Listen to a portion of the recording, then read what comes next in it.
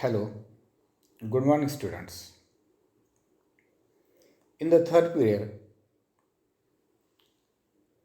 we had seen the fourth, fifth, and sixth paragraph. And today, we are going to learn seventh and eighth paragraph.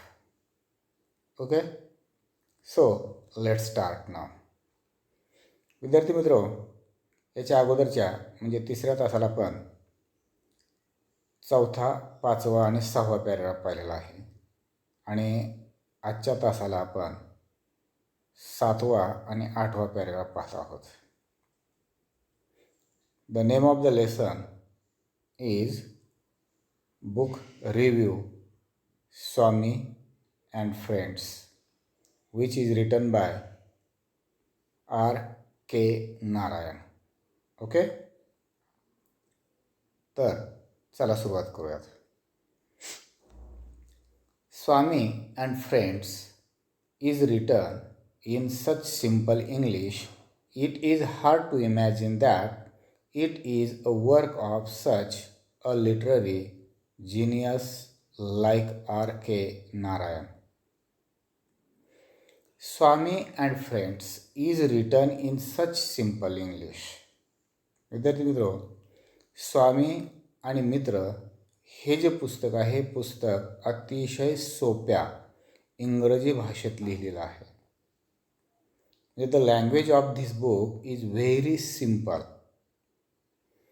It is hard to imagine that, म्हणजे we can't imagine, आपण कल्पना करू शकत नाही की that it is a work of such a literary genius like R.K. Narayan, म्हणजे R.K. Narayan सारख्या बुद्धिमान, विद्वान साहित्यिकाने अशा पद्धतीचं कार्य किंवा अशा पद्धतीचं पुस्तक लिहिलेलं असेल यावर आपला अजिबात विश्वास बसत नाही.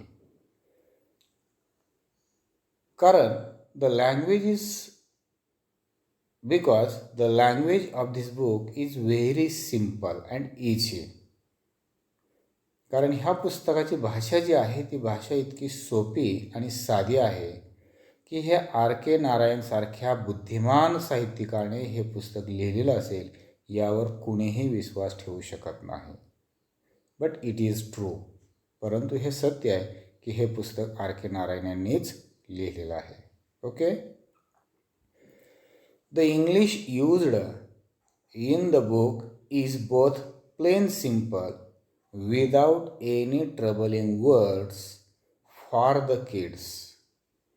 The English used in this book, म्हणजे या पुस्तकामध्ये वापरलेली जी इंग्रजी भाषा जी आहे ती भाषा कशी आहे? इज बोथ म्हणजे कशी आहे? प्लेन सिम्पल म्हणजे अतिशय साधी आहे, सरळ सोपी आहे, अतिशय सोपी आहे. And without any troubling words म्हणजे विदाउट एनी डिफिकल्ट वर्ड्स, म्हणजे कसल्याही प्रकारचे अवघड शब्दांचा वापर न करता हे पुस्तक लिहिलेलं आहे. आणि फॉर द किड्स, मुलांसाठी, म्हणजे जेणेकरून मुलांना कोणत्याही प्रकारचा शब्द अवघड वाटणार नाही आणि वाटणार नाही याची काळजी R.K. नारायण यांनी या पुस्तकात घेतलेली आहे. म्हणून या पुस्तकामध्ये काय आहे? या पुस्तकाची भाषा अतिशय सोपी आहे आणि शब्दरचनासुद्धा अतिशय कशा आहेत? सोपे आहेत. म्हणजे कुठलाही शब्द या पुस्तकातील अवघड नाही, क्लिष्ट नाही, कठीण नाही. म्हणजे मुलांना सहज समजेल इतक्या सोप्या पद्धतीनं हे पुस्तक लिहिलेलं आहे. Okay, also the use of simple and short sentences adds to the simplicity of the book. आणि शिवाय विद्यार्थी मित्र, the use of simple and short sentences, म्हणजे he had also used simple and short sentences in this book. त्यांनी या पुस्तकामध्ये अतिशय साधी वाक्य आणि संक्षिप्त छोटी छोटी वाक्य या ठिकाणी वापरलेली आहेत. म्हणजे ह्या पुस्तकातील भाषा जी आहे ती अतिशय साधी, सोपी आणि सरळ समजणारी आहे. आणि यातील वाक्यरचना जी आहे ती वाक्यरचनासुद्धा अतिशय सोपे वाक्य आहेत आणि छोटी वाक्य आहेत. And this is the simplicity of the book. आणि हेच या पुस्तकाचं खास वैशिष्ट्य आहे. म्हणजे ह्या पुस्तकातील भाषा म्हणजे वाक्य अतिशय सोपे आणि छोटी आहेत. त्यामुळे ह्या पुस्तकाची सिम्प्लिसिटी म्हणजे ज्याला आपण साधेपणा जो आहे तो साधेपणात आणखीनच भर पडते. म्हणजे या पुस्तकाचा साधेपणा आणखीनच वाढतो आहे. लक्षात आलं? म्हणजे अशा पद्धतीचं हे पुस्तक आर के नारायण यांनी लिहिलेलं आहे. ओके, समजलं? Good. Next paragraph. It is mentioned in the description that the book is about a mischievous 10-year-old Indian boy, and some parents may be concerned about the influence this will have on their already mischievous children. वाक्य मोठं आहे, परंतु आपण त्याला व्यवस्थित पाहूयात. It is mentioned in the description. विद्यार्थी मित्रो, वर्णनामध्ये उल्लेख केल्याप्रमाणे म्हणजे पुस्तकामध्ये जसं वर्णन केलेलं आहे त्या पुस्तकातील केलेल्या वर्णनातील उल्लेखाप्रमाणे that the book is about a mischievous 10 years old Indian boy. म्हणजे या पुस्तकामध्ये वर्णन केलेले जे आहे त्या वर्णन केल्याप्रमाणे हे जे पुस्तक आहे पुस्तक कशाबद्दलचं आहे? Mischievous 10 years old Indian boy. म्हणजे 10 वर्षीय खोडकर भारतीय मुलाचं हे पुस्तक आहे. मुलाबद्दलचं हे पुस्तक आहे. काय पुस्तकामध्ये वर्णन काय केलेलं आहे? स्वामी आणि त्याचे मित्र हे जे पुस्तक आहे या पुस्तकामध्ये असं वर्णन करण्यात आले की हे पुस्तक स्वामी या खोडकर मुलाबद्दलचं आहे की जो खोडकर मुलगा 10 वर्ष वयाचा आहे आणि शिवाय तो भारतीय आहे. ओके, अशा या भारतीय खोडकर 10 वर्षीय मुलाबद्दलचं या पुस्तकामध्ये वर्णन केलेलं आहे असं आपण त्यामध्ये पाहिलेलं आहे. And some parents may be concern means related with च्या संबंधित, परंतु इथं कन्सर्न मीन्स वरीड म्हणजे चिंताग्रस्त. लक्षात आलं? Some parents may be concern about the influence means impact, ज्याला आपण म्हणतो इम्पॅक्ट म्हणजे प्रभाव. Some parents may be concern about the influence this will have on their already mischievous children. म्हणजे काही पालकांना असं वाटत असेल की त्यांची मुलं अगोदरच खोडकर आहेत आणि त्या मुलांनी जर हे पुस्तक वाचलं तर ते आणखीनच या पुस्तकाच्या प्रभावामुळे ते आणखीनच बिघडतील, आणखीनच खोड्या करतील, याबद्दलची काही पालकांमध्ये काय असू शकते? चिंता असू शकते. म्हणजे काही पालक अशी चिंता करत असतील की जर समजा आपण हे पुस्तक आपल्या मुलांना वाचायला जर दिलं तर आपली मुलं अगोदरच खोडकर आहेत, अगोदरच दंगामस्ती करणार आहेत आणि त्यात ते आणखीन दंगामस्ती करतील, आणखीन खोड्या करतील. म्हणजे हे पुस्तक त्यांच्यासाठी काय असेल? हानिकारक असेल असं काही पालकांना वाटेल किंवा काही पालकांमध्ये त्याबद्दलची चिंता असू शकते, निर्माण होऊ शकते. बरोबर आहे? साहजिकच आहे तसं वाटणं पण, कारण खोडकर मुलाचं पुस्तक आहे म्हणजे या पुस्तकामध्ये त्याने केलेल्या खोड्या ज्या आहेत त्या खोड्याचंच वर्णन केलेलं असणार आहे आणि त्यामुळे पालकाला निश्चितच असं वाटेल की जर हे पुस्तक आपल्या मुलानं वाचलं तर आपला मुलगा अधिक खोड्या करेल, अधिक दंगामस्ती करेल आणि त्रासदायक होईल, अशी चिंता काही पालकांना वाटू शकते. बरोबर? Okay. But the book is as such, that is, encompasses the mischief of the kids in the view of the kids, which is harmless and pure in his perspective. परंतु विद्यार्थी मित्र, the book is as such, वास्तविक पाहिलं तर हे जे पुस्तक आहे हे पुस्तक कसं आहे की खरोखरच हे पुस्तक आहे it encompasses means circles around, म्हणजे समाविष्ट करणे, इन्क्लूड समाविष्ट केलेलं आहे. म्हणजे खरोखरच या पुस्तकामध्ये काय इन्क्लूड केलं, समाविष्ट केलं आहे की the mischief of the kids. वास्तविक पाहिलं तर मुलांनो ह्या पुस्तकामध्ये काय मुलांच्या खोड्यांचं वर्णन केलेलं आहे, इन्क्लूड केलेलं आहे. कोणाच्या? In the view of the kids, म्हणजे मुलांच्या दृष्टिकोनातून किंवा मुलांच्या दृष्टीने असणारी जी दंगामस्ती आहे ती दंगामस्ती या पुस्तकामध्ये काय केलेली आहे? इन्क्लूड केलेली आहे, समाविष्ट केलेली आहे. की विच इज हार्मलेस, की जी दंगामस्ती किंवा ज्या खोड्या कशा आहेत? हार्मलेस आहेत. म्हणजे कशा असतात? हार्मलेस म्हणजे निरुपद्रवी, अँड प्युअर शुद्ध, इन द पर्स्पेक्टिव्ह माइंड, म्हणजे शुद्ध दृष्टिकोनातून, काय शुद्ध मनाने आणि निरुपद्रवी पद्धतीने केलेल्या ह्या सगळ्या खोड्या आहेत. म्हणजे त्यांच्या मनामध्ये कसल्याही प्रकारचा काय नसतो, वाईट हेतू नसतो. अगदी सहजासहजी त्यांच्याकडून नकळत ह्या खोड्या घडत असतात. लक्षात द्या, म्हणजे त्यांना जाणून बुजून कोणालाही त्रास द्यायचा नसतो, परंतु त्यांच्याकडून तो त्रास इतरांना झालेला असतो. अशा बऱ्याचशा वेळेस आपण असं पाहतो मुलांनो की काही मुलं सहज बोलून जातात, परंतु त्याचा इतराला त्रास होतो.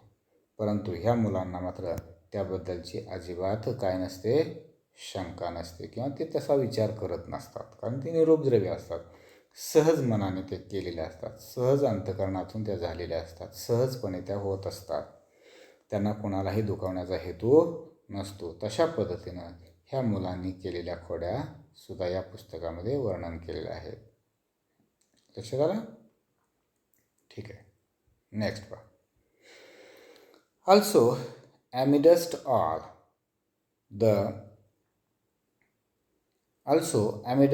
all the mischief and naughtiness, we actually find that Swami is a loving and a tender kid who actually very sensitive. परंतु मुलांनो, जेव्हा आपण हे पुस्तक वाचतो किंवा ह्या दरम्यानच्या काळामध्ये आपल्या असं लक्षात येतं की the mischief and the naughtiness, mischief म्हणजे खोड्या आणि नॉटीनेस म्हणजे दंगामस्ती, ह्या ज्या खोड्या आहेत आणि ह्या जी दंगामस्ती आहे की विच इज डन बाय स्वामी, की जी स्वामीकडून घडलेल्या असतात. म्हणजे स्वामीने जी दंगामस्ती केली असते, ज्या खोड्या केलेल्या असतात, ॲक्च्युली त्या कशा आहेत? वी ॲक्च्युली फाइंड दॅट, आपल्या वास्तविक पाहता आपल्या लक्षात येतं की the mischief and the naughtiness are काय लव्हिंग अँड टेंडर. ह्या सगळ्या खोड्या ज्या आहेत ह्या खोड्या कशा आहेत? प्रेमळ आणि टेंडर आहेत. म्हणजे हा जो खोड्या करणारा किंवा दंगामस्ती करणारा जो स्वामी आहे, तो स्वामी ॲक्च्युली खूप प्रेमळ आहे. Swami is very loving boy, खूप प्रेमळ मुलगा आहे. As well as he is tender kid, त्याचबरोबर तो खूप हळव्या मनाचा आहे, हळव्या स्वभावाचा आहे. हळवा म्हणजे काय की लगेचच वाईट वाटून घेणारा. जेव्हा त्याच्या लक्षात येते, when he realize that he had done something wrong, he feels काय बॅड. म्हणजे जेव्हा त्याला असं वाटतं की आपल्याकडून फार मोठी चूक झालेली आहे, हे जेव्हा त्याला उमगते, हे जेव्हा त्याला समजते, तेव्हा त्याला त्याच्याबद्दल खूप वाईट वाटतं. त्याला आपण म्हणतो टेंडर, म्हणजे हळव्या मनाचा. लक्षात, काही मुलं बोलतात परंतु लगेचच रडायला सुरुवात करतात. मग जेव्हा त्यांच्या चूक लक्षात येते तेव्हा त्याला खूप वाईट वाटतं, पश्चाताप होतो. तशा पद्धतीने हा जो खोड्या करणारा, दंगामस्ती करणारा मुलगा वास्तविक पाहिलं तर आपल्या असं लक्षात येतं की तो खूप प्रेमळ आणि हळव्या स्वभावाचा आहे. आणि त्याचबरोबर he is very sensitive also. विद्यार्थी मित्र, तो खरोखरच खूप संवेदनशीलसुद्धा आहे. संवेदनशील म्हणजे इतरांच्या मनाचा विचार करणारा, त्याला आपण सेन्सिटिव्ह असं म्हणतो. आणि अशा पद्धतीनं त्याला ताबडतोब म्हणजे खूप सेन्सिटिव्हसुद्धा आहे, संवेदनशीलसुद्धा आहे. म्हणजे त्याला जेव्हा त्याच्या लक्षात येतं की आपण फार मोठी चूक केलेली आहे, हे जेव्हा त्याच्या लक्षात येतं तेव्हा त्याला सुद्धा खूप वाईट वाटतं. म्हणून त्याला आपण सेन्सिटिव्ह असं म्हणतो, संवेदनशील असं म्हणतो. आणि तशा पद्धतीनं हा जो स्वामी आहे, जो खोडकर, खट्याळ, ज्याला दंगामस्ती करणारा, हा कसा आहे, प्रेमळ, हळवा आणि खरोखरच खूप संवेदनशील आहे. लक्षात आलं? ओके.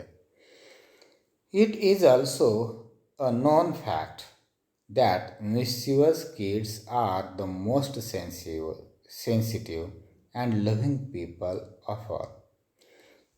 ॲक्च्युली वास्तविक पाहिलं तर विद्यार्थी मित्र, जी मुलं खोडकर असतात, खट्याळ असतात, दंगामस्ती करणारी असतात, ही मुलं खरोखरच खूप सेन्सिटिव्ह असतात. म्हणजे सर्वात जास्त संवेदनशील आणि प्रेमळ असतात.